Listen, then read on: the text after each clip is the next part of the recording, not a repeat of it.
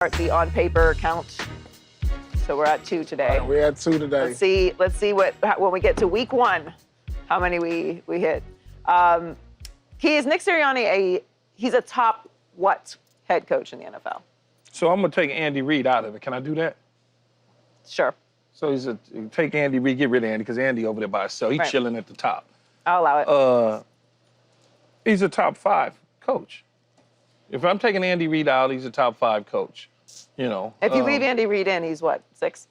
I would still probably say he's in the top 5, depending on how you want to squeeze it and who you want to move around. Because when you talk about Andy Reid, then Sean McVay, what's the difference between Sean McVay and Nick Sirianni? The difference is Sean McVay calls the plays, Nick Sirianni doesn't. He watches everything and handles and does everything, offensive, defense. He's a head coach. Well, that's the question. You know, so you got Andy Reid, Sean McVay. You know, I always gonna put Sean Payton up there just based on what he did in New Orleans, what he's already done in Denver in a short period of time with the quarterback, getting rid of Russell. You know, Mike Tomlin's always gonna be there.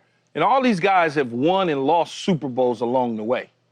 And Kyle Shanahan is right there. He's right there. So Nick Sirianni falls in that category. He's done, in a short amount, think about it, in 4 years, 2 Super Bowl appearances, 2 NFC Championship games. Every single year, his team has been in the playoffs. Yep. And it's like, despite firing and hiring and losing coordinators, every single year he's losing a coordinator. Every single year, whether they get fired or get hired. And he's still at the top of the heap as a coach. Yeah, I mean, I don't think it's a question that he's in the top 5. You know how I feel about Sean McVay. And he has accomplished similar things to what McVay has done. Very Obviously, similar. McVay has been coaching a little bit, a head coach a little bit longer, but what Nick Sirianni has done in the last 4 seasons is... Sean McVay didn't do in those 4 seasons. Yeah, it's tremendous. Yeah. He's absolutely in the top 5. I'm with you. I have Andy Reid, obviously, we'll take him out. Mike Tomlin, McVay, Sirianni, and then from there, you can argue amongst yourselves where you want to put it. But to put Pete Carroll? So to me, if we want to even say he's in the top 4, he's in the top 4. I mean, going to 2 Super Bowls and winning a Super Bowl in the last 3 years, he's not missed the playoffs. He's done this with a quarterback that nobody believed in. He had to rehire. Including 2 of my co-hosts. No, that is not true. Or 3, depending on Michael's here or not. That is not true at all. That is not true at all. We'll run the tape, don't worry. You're going to be very hard-pressed. I will not accept this slander. A lot of people didn't believe in Jalen Hurts, though. And he had to go through, as you mentioned, the year of hiring and rehiring. Yeah, the first year. When you lose your coordinators, your second choices don't always end Remember, up the first year they lost both coordinators and went on to get head coaching jobs. Then the 2 that they replaced, he fired them, and then he just lost Kellen Moore after winning the Super Bowl. Yeah, I mean, I think, he has a unique style and personality that everyone doesn't necessarily vibe with, but you cannot argue the results that he has had.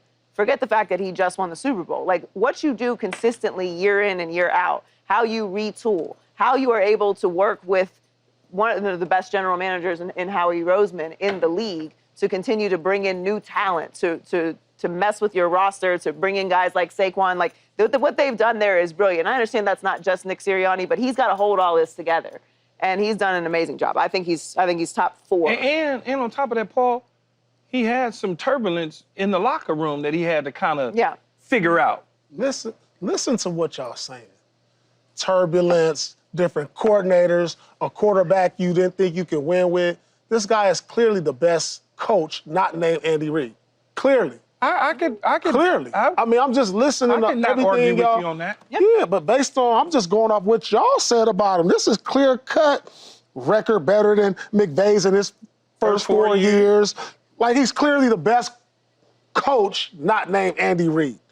I mean, it's clear because when you look at it, think about the stuff he has to deal with, like you said, the locker room, the press. Think about the press he got this year with the fan. You got so many other elements to be coaching there in Philly that come with the pressure of it that you don't have in all these other places. The only places I can think of is probably New York, but they not in the realm as far as like winning anytime soon. But when we talk about media and pressure, Philly is up there. No, they were trying to fire him after last year. Yeah, we were like, remember after week 2 or 3, before they went on that bye week, we was like, and he got into it with the fan, we was like, is he the coach for them?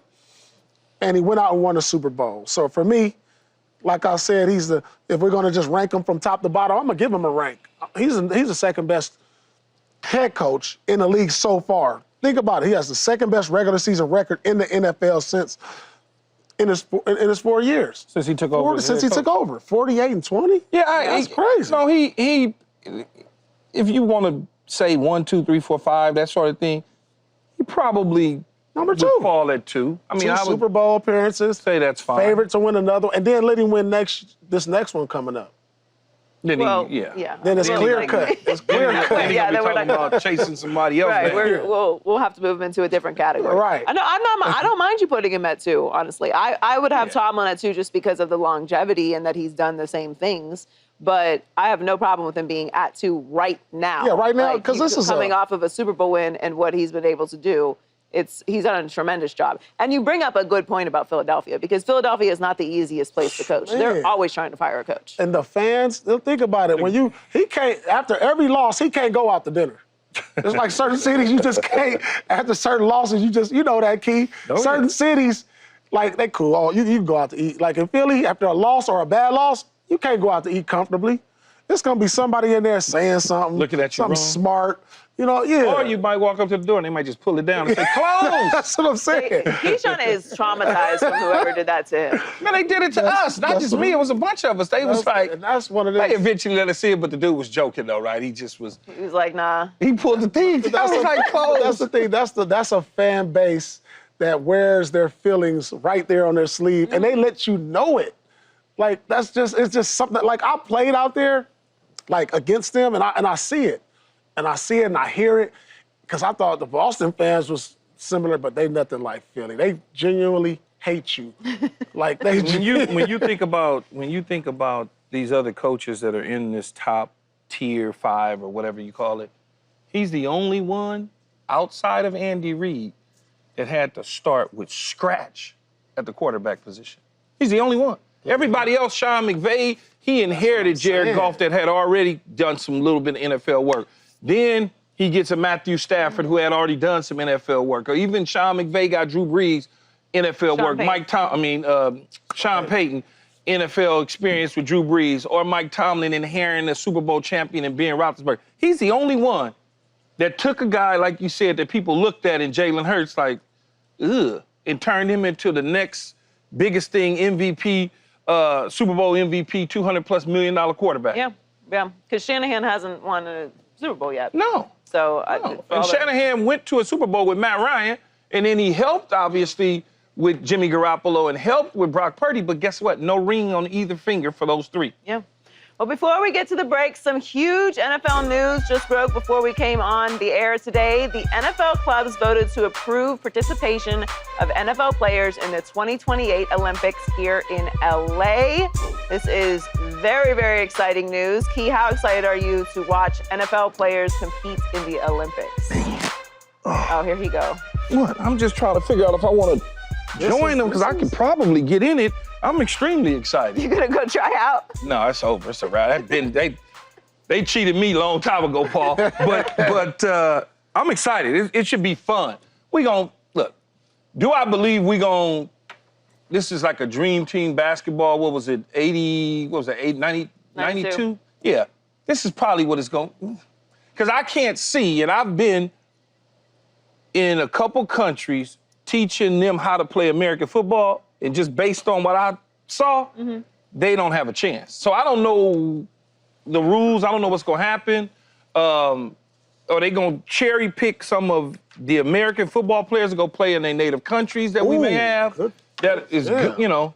But they might have to do. Don't have enough. They might have to do a 23andMe type thing, though, to find out. They just might. Right. They just might. You know, think about it. There's going to be certain guys that's going to want to represent their countries that we may not even be thinking about. Let me be clear. We are winning. Okay. No, I don't know. We are winning the. I don't know. We are winning football at the Olympics. What if all of a sudden, Joe Burrow is from You know what this is? somewhere 23andMe and they use? Period. I'm trying to help because we should slaughter them, but No. We You are. know. I'm very, very excited. no, about this. I am too. It's gonna be wild. No, this gives the Olympics more star power, though. You know, outside of what we see of our favorite Olympians, outside of what we see from our NBA players, just another professional league coming into the fold. Like, what I love to see, like guys like Lamar Jackson and Josh Allen in the summertime setting before the season starts, having some fun, just with my favorite stars all on it. Man, it's like watching the Pro Bowl but flag again, where the guys actually play now. Mid-July? Yeah. And so, like, you know how they play in the Pro Bowl now flag, but some of your favorite stars don't show up still. Right. Yeah.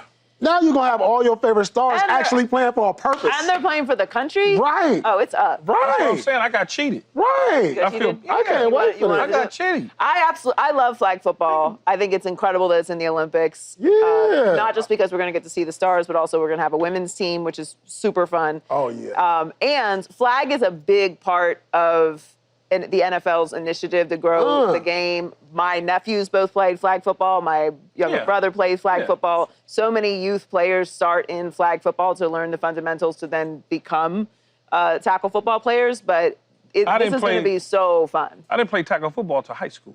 Everybody thinks I played Pop Warner. No, I played basketball, baseball, and flag. Yeah. My brother did that, and so did my nephews. So it's just, everybody thinks the tackling and when you're a younger age, I personally don't believe in tackle football till you get to a certain age. Yeah. Because you get kind of worn down. You know, there's little nicks and injuries, and kids, I want them to be kids growing up. But if you could, flag football and 7-on-7 football has helped the NFL at the quarterback and skill positions by far. All these dudes that we seeing now, the Shedeur Sanders of the world, the Cam Wards of the world, Joe Burrows, they all play 7-on-7 football. Which is flag. The skill, the movements that you need to get, like, it's going to be really, really fun. I'm really genuinely excited for this. It's going to be they great. cheated me. I'm excited. How many players do they get to pick? It'll be a hard ticket to get. So they're gonna play the 5-on-5 flag football rules from the International Federation of American Football. As of right now, obviously, there's still some years before the Olympics and before they finalize everything with the Olympic Committee. We But should go to that. Are we gonna go to the games? Most likely. are you paying? Because those tickets are going to be expensive. I bet you it's going to be at least 20 players. You had a before good then. contract with the Celtics. We got to get a connect before then. At least it's going to be at least 20 players, I would think, on each roster, probably. Well, probably about that. Yeah. Oh, man. We got to check that. I'll rely on you two. You guys are LA natives. In 3 years No, we from now. good. Paul good. We're going to sit in Paul's box at Staples. I mean, at SoFi. Or wherever it's going to be played. They give me a box key. Y'all good. Subscribe here to get the latest from Speak, and go watch a few segments from our other shows on FS1.